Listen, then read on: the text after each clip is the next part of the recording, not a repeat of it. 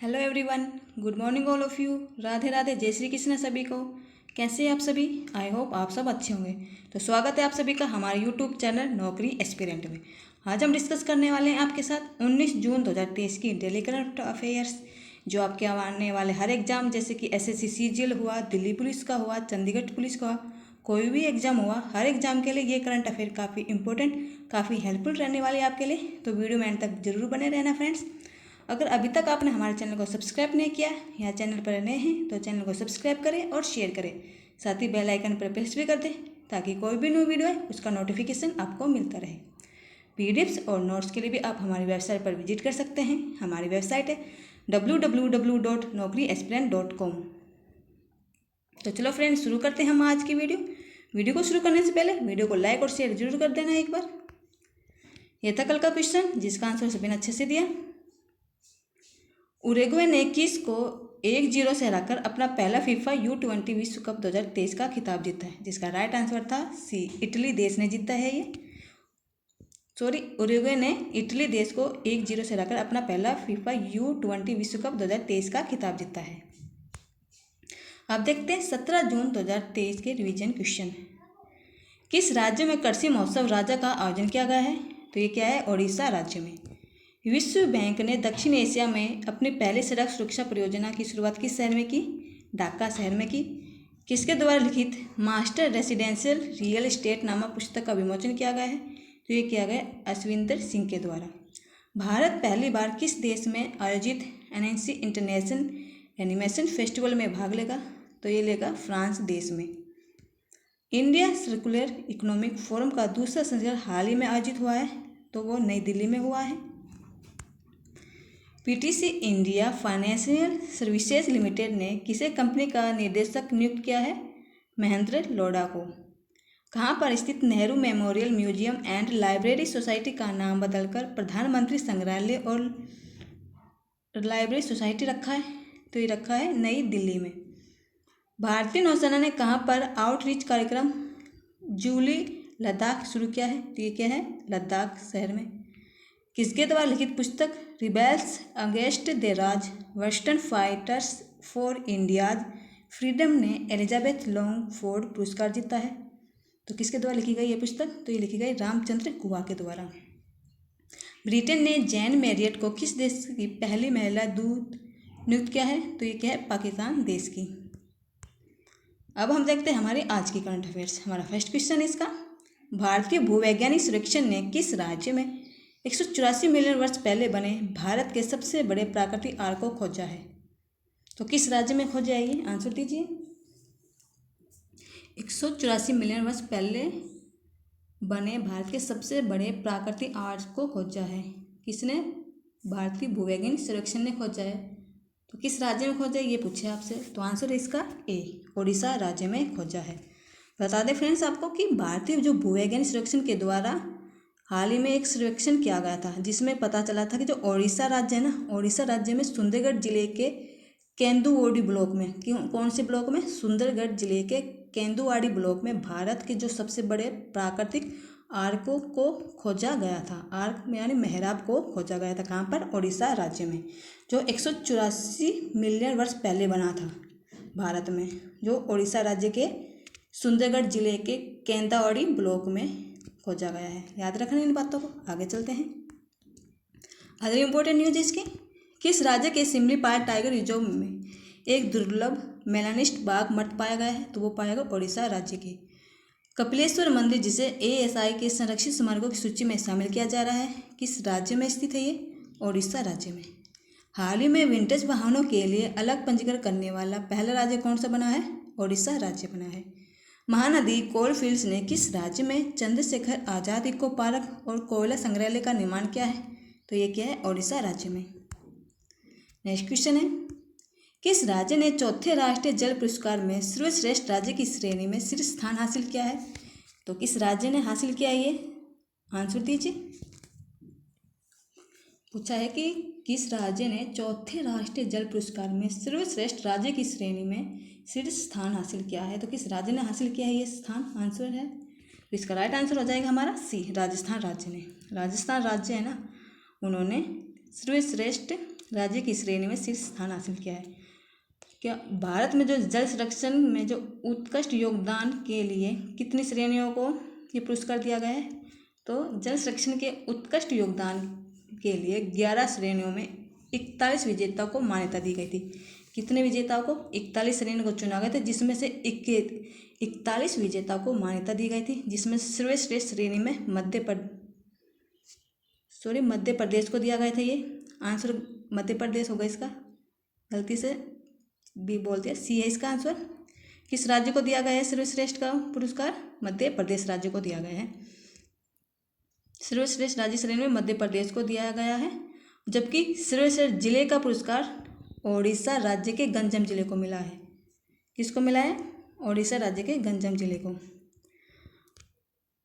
जल पुरस्कार में सर्वश्रेष्ठ राज्य की श्रेणी का शीर्ष स्थान तो मिला है मध्य प्रदेश को। अगर राज्य की बात की जाए तो किसको मिला है?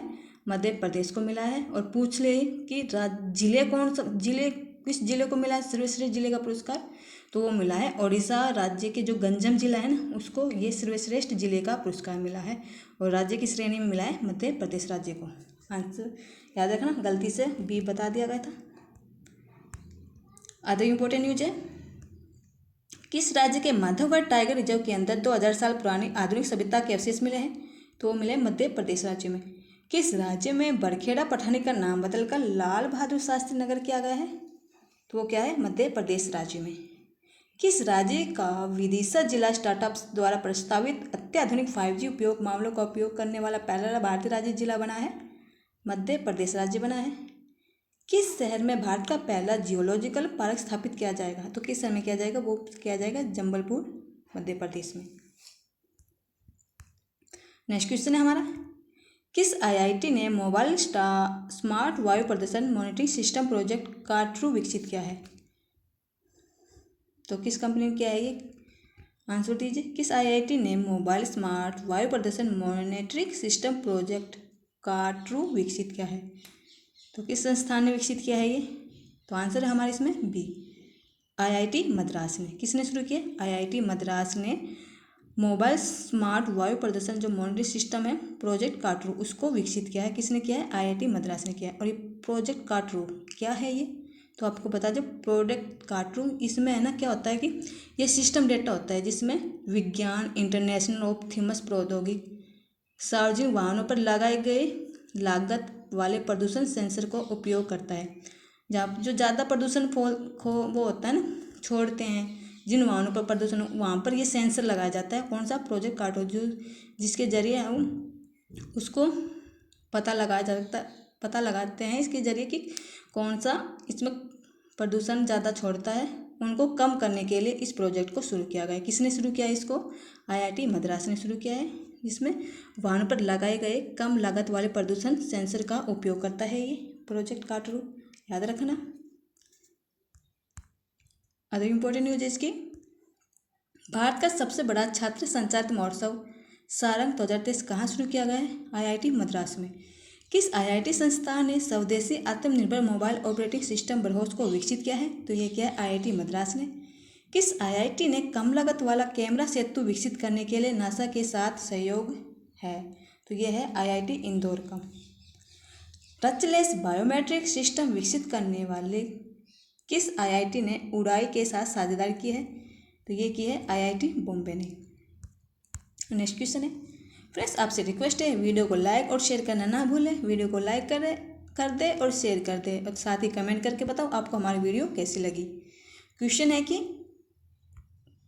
वैश्विक पवन दिवस के अवसर पर किस राज्य को सर्वाधिक पवन क्षमता वृद्धि प्राप्त करने के लिए सम्मानित किया गया है? तो किसे किया गया ये सम्मान? आंसर दीजिए। पवन दिवस के अवसर पर किस राज्य को सर्वाधिक पवन क्षमता वृद्धि प्राप्त करने वाले के लिए सम्मानित किया गया है? तो किस राज्य को सम्मानित किया गया है? तो राइट आंसर इसका सी, राजस्थान राज्य को। किसको? राजस्थान राज्य को सम्मानित किया गया है सर्वाधिक पवन क्षमता वृद्धि प्राप्त करने के लिए। और ये पवन दिवस का अवसर कहाँ पर किया गया था? यह इस कार्यक्रम का आयोजन, तो आपको बता दें इस पवन दिवस का जो कार्यक्रम हुआ था ये हुआ था नई दिल्ली में। नई दिल्ली में हुआ था ये पवन दिवसीय कार्यक्रम, जिसमें इस आयोजन में राजस्थान गुजरात और तमिलनाडु राज्यों को वित्तीय वर्ष 2022-23 के लिए उनकी उपलब्धियों के लिए सम्मानित किया गया था। राजस्थान को तो सम्मानित किया गया, तो उसके साथ कौन सा राज्य है? गुजरात और तमिलनाडु। इन राज्यों को भी 2022 और 23 की जो उपलब्धि प्राप्त हुई थी ना पौन क्षमता वृद्धि के लिए, उनको भी इसमें सम्मानित किया गया है। किन किन राज्यों को? राजस्थान, गुजरात और तमिलनाडु राज्य को। याद रखें सभी बातों को। आगे चलते हैं हम। अरे इम्पोर्टेंट न्यूज है इसकी। किस राज्य में दुनिया का तीसरा और भारत का दूसरा बड़ा क्रिकेट स्टेडियम बनाया जाएगा? तो ये बनाया जाएगा राजस्थान राज्य में। राष्ट्रपति मुर्मू ने किस राज्य में भारत स्काउट्स एंड गाइड्स के 18वें राष्ट्रीय ब्यौरे जंबोर का उद्घाटन किया है? तो ये क्या है? राजस्थान राज्य में। किस शहर में वैश्विक विज्ञान और तारामंडल केंद्र स्थापित किया जाएगा? कोटा, राजस्थान में। वकीलों की सुरक्षा के लिए अधिवक्ता संरक्षण कानून बनाने वाला पहला राज्य कौन सा बन गया है? राजस्थान राज्य बना है।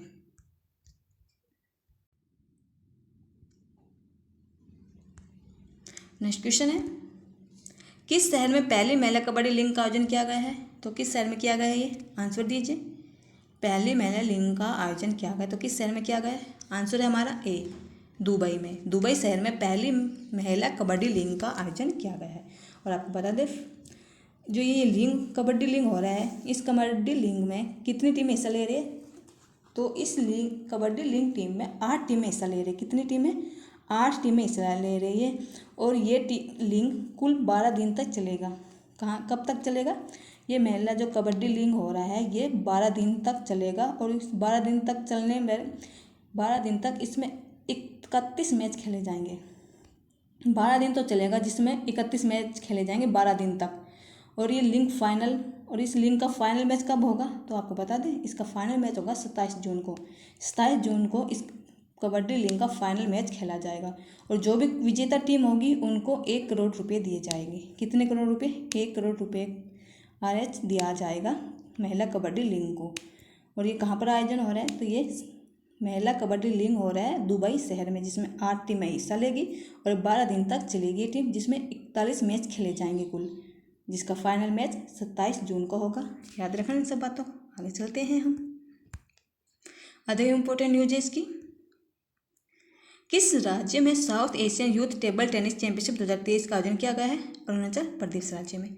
उत्तर प्रदेश ने किसे हराकर 13वीं हॉकी इंडिया सब जूनियर पुरुष राष्ट्रीय चैंपियनशिप 2023 जीती है? ओडिशा राज्य को। Wisden cricket of the year जीतने वाली पहली भारतीय महिला खिलाड़ी कौन बन गई? हरमनप्रीत कौर बनी है। किसने नेशनल आइस हॉकी चैंपियनशिप 2023 जीती है? भारत तिब्बत सीमा पुलिस बल ने जीती है। नेक्स्ट क्वेश्चन है, किसके द्वारा लिखित पुस्तक ए life well spent 4 decades in Indian foreign services का विमोचन किया गया है? तो किसके द्वारा लिखी गई है पुस्तक? आंसर दीजिए। क्या नाम है पुस्तक का? एक बार फिर से देख लेते हैं। ए life well spend 4 decades in the Indian foreign services का विमोचन किया गया। तो यह किसके द्वारा लिखी गई पुस्तक? आंसर है हमारा बी, सतीश चंद्रा। सतीश चंद्रा के द्वारा इस पुस्तक को लिखा गया, जिसमें क्या बताया गया इस पुस्तक में? तो भारतीय राजनीतिक सतीश चंद्रा ने इस पुस्तक में जो 1965 से लेकर 2005 तक जो भी भारतीय विदेशी सेवा ने अपने व्यापक करियर को प्रदर्शित किया है। 1965 से 2005 तक के भारतीय विदेशी सेवा का व्यापक करियर को अपने इस पुस्तक में प्रदर्शित किया है सतीश चंद्रा ने। और क्या नाम है इस पुस्तक का? ए life well spent 4 decades in Indian foreign services, जो सतीश चंद्रा के द्वारा लिखी गई है। याद रखना इन बातों को। आदि इंपॉर्टेंट न्यूज देखते हैं। मध्य प्रदेश के राज्यपाल ने किसके द्वारा लिखित पुस्तक ह्यूमन एंटोनॉमी का विमोचन किया है? A.K. द्विवेदी के द्वारा। किसके द्वारा भारत के स्वतंत्रता संग्राम की भूमिका पर लिखित पुस्तक क्रांतिकारी का विमोचन किया गया है? तो ये किया गया संजीव सान्याल के द्वारा। किसके द्वारा लिखित पुस्तक जादूनामा का हाल ही में विमोचन किया गया? तो ये पुस्तक लिखी गई अरविंद मंडलोई के द्वारा। किसके द्वारा लिखित पुस्तक India's knowledge supremacy the new dawn का विमोचन हाल ही में किया गया है? तो ये लिखी गई है डॉक्टर अश्विन फर्नांडिस के द्वारा। नेक्स्ट क्वेश्चन है, किस देश में सहमति से संबंध की उम्र 13 से बढ़ाकर 16 साल कर दी गई है? तो किस देश में की गई है ये? आंसर दीजिए। किस देश में सहमति से संबंध की उम्र 13 से बढ़ाकर 16 साल कर दी गई, ये आपसे पूछा है। तो किस देश में की गई है? आंसर है हमारे इसमें डी, जापान देश में। जापान देश में जो सहमति से संबंध बनाए जाते हैं ना, वो उनकी 13 से बढ़ाकर 16 साल कर दिए है। और आपको बता दें ये कदम शताब्दी के इंतजार के बाद, एक शताब्दी के इंतजार के बाद आया, क्योंकि आखिरी बार इस फैसले को कब बदला गया था? 1907 में। 1907 में इस को बदला गया था और अब एक शताब्दी के बाद 2023 में इसको बदला गया है, इस रूल्स को, जिसमें 13 से बढ़ाकर इसकी उम्र 16 साल कर दी है जापान देश ने। आंसर याद रखें इन बातों को। अदर इम्पोर्टेंट न्यूज़ देखते हैं। CO2 आयात करने वाले, इसे समुद्र के नीचे स्टोर करने वाला दुनिया का पहला देश कौन सा बन गया? डेनमार्क। किस देश में हाल ही में 25 वर्षों में पहली बार महिलाओं को सेना में आने की अनुमति दी है? कोलंबिया देश ने। किस देश के द्वारा फरवरी 2023 में $333 मिलियन की लागत से जोंगसिंग 26 उपग्रह का परीक्षण किया गया है? ये क्या है? चीन देश के द्वारा। कौन सा देश हाल ही में अंतर्राष्ट्रीय सौर गठबंधन का पूर्ण सदस्य बना है? ब्राज़ील देश बना है ये। नेक्स्ट क्वेश्चन है फ्रेंड्स, आपसे रिक्वेस्ट है वीडियो को लाइक और शेयर करना ना भूल जाए। वीडियो को लाइक करें और ज़्यादा से ज़्यादा शेयर करें वीडियो को, साथ ही कमेंट करके बताओ आपको हमारी वीडियो कैसी लगी, ताकि आगे आने और भी हेल्पफुल वीडियो लेकर आए आपके लिए, जो आपके एग्जाम के लिए काफ़ी हेल्पफुल हो।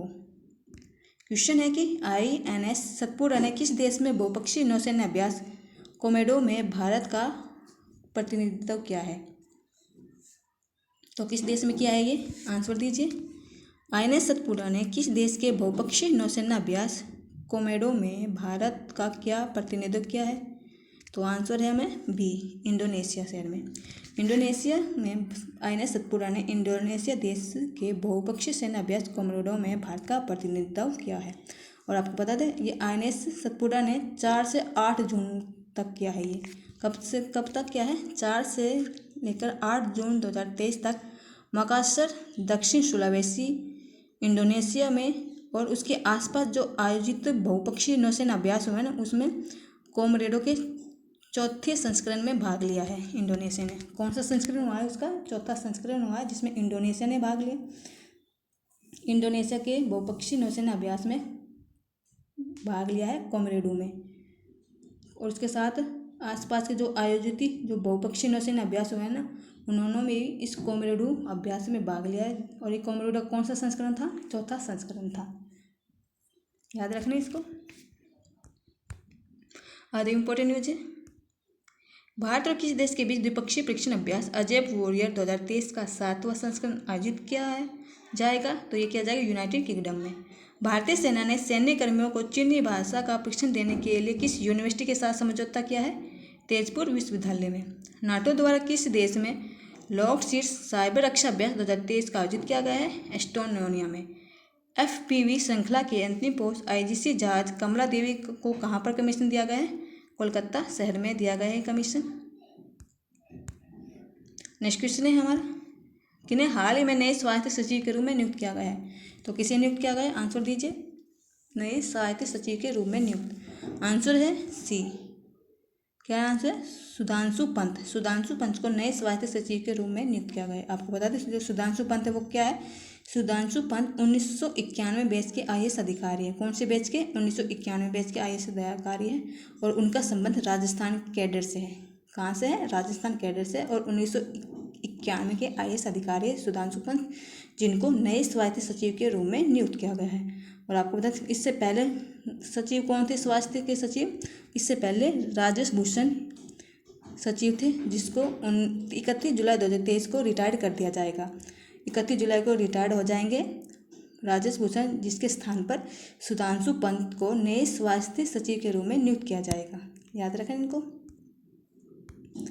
अदर इम्पोर्टेंट न्यूज़ देखते हैं। उद्योग और आंतरिक व्यापार संवर्धन विभाग ने किसे सचिव के रूप में नियुक्त किया है? राजेश कुमार को। किसे मिश्रित मार्शल आर्ट फेडरेशन के अध्यक्ष के रूप में नियुक्त किया गया है? महावीर सिंह को। किसने एशियाई प्रशांत डाक संघ के महासचिव के रूप में कार्यभार संभाला है? विनय प्रकाश सिंह ने। किसे डिप्टी NSA उपराष्ट्रीय सलाहकार के रूप में नियुक्त किया गया है? पंकज कुमार को। नेक्स्ट क्वेश्चन है हमारा, किस शहर में एक दिवसीय ली लाइब्रेरी सॉफ्टवेयर परीक्षण का आयोजन किया गया है? तो किस शहर में किया गया है ये? आंसर दीजिए। एक दिवसीय ई लाइब्रेरी सॉफ्टवेयर प्रशिक्षण का आयोजन किया गया है। तो ये किया गया है ए उज्जैन शहर में। उज्जैन शहर में एक दिवसीय ई लाइब्रेरी सॉफ्टवेयर प्रशिक्षण का आयोजन किया गया है। याद रखें इन बातों को। बाद में इंपॉर्टेंट न्यूज है, उत्तर प्रदेश के किस शहर में नॉर्थ कॉरिडोर विकसित किया जाएगा? बरेली में। किस शहर में 125 फीट ऊंची भीमराव अंबेडकर प्रतिमा का अनावरण किया गया है? तो ये क्या है? हैदराबाद शहर में। राष्ट्रीय एड्स नियंत्रण संगठन ने किस शहर में स्थित कलिंगा स्टेडियम में सबसे बड़ी मानव लाल रिबन श्रृंखला बनाई है? तो ये बनाई भुवनेश्वर शहर में। नितिन गडकरी ने किस शहर में दुनिया के सबसे बड़े अनोखे दिव्यांग पार्क की आधारशिला रखी है? तो ये रखी है नागपुर शहर में। आज का क्वेश्चन है हमारा, जिसका आंसर सभी को कमेंट सेक्शन में बताना है। आरबीआई के किस गवर्नर को governor of the year award से सम्मानित किया गया है? तो किसे सम्मानित किया गया है? आंसर सभी को कमेंट सेक्शन में बताने क्या होगा। सामान्य ज्ञान डोज देख लेते हैं। राजघरे नगर का वास्तुकार कौन था? महागोविंद। अकबर ने दहसाला प्रणाली कब लागू की थी? तो 1580 ईस्वी में की थी दहसाला प्रणाली को लागू। धुआंधार जल प्रताप किस राज्य में? मध्य प्रदेश में। और किस नदी पर पूछा जाए तो धुआंधार जल प्रताप है नर्मदा नदी पर। याद रखना इनको भी। रेडियो कार्बन डेटिंग में किसका निर्धारण होता है? जीवाश्मों की आयु का निर्धारण होता है। पुष्यवती वंश के किस शासकों ने गुर्जरों को पराजित किया है? तो वो क्या है? हर्षवर्धन ने। संविधान सभा ने अम्बेडकर की अध्यक्षता में कब प्रारूप समिति का गठन किया? तो कब किया था? 24 अगस्त 1947 में किया था प्रारूप समिति का गठन। तो फ्रेंड्स, आज की हमारी वीडियो आप सभी को कैसी लगी कमेंट सेक्शन में ज़रूर बताना। साथ ही वीडियो को लाइक शेयर सब्सक्राइब जरूर कर देना और साथ ही बेल आइकन प्रेस कर देना, ताकि कोई भी न्यू वीडियो है उसका नोटिफिकेशन आपको मिलता रहे। पीडीएफ्स और नोट्स के लिए भी आप हमारे वेबसाइट पर विजिट कर सकते हैं। हमारी वेबसाइट है www.naukriexplain.com। Thank you friends, bye bye, Radhe Radhe.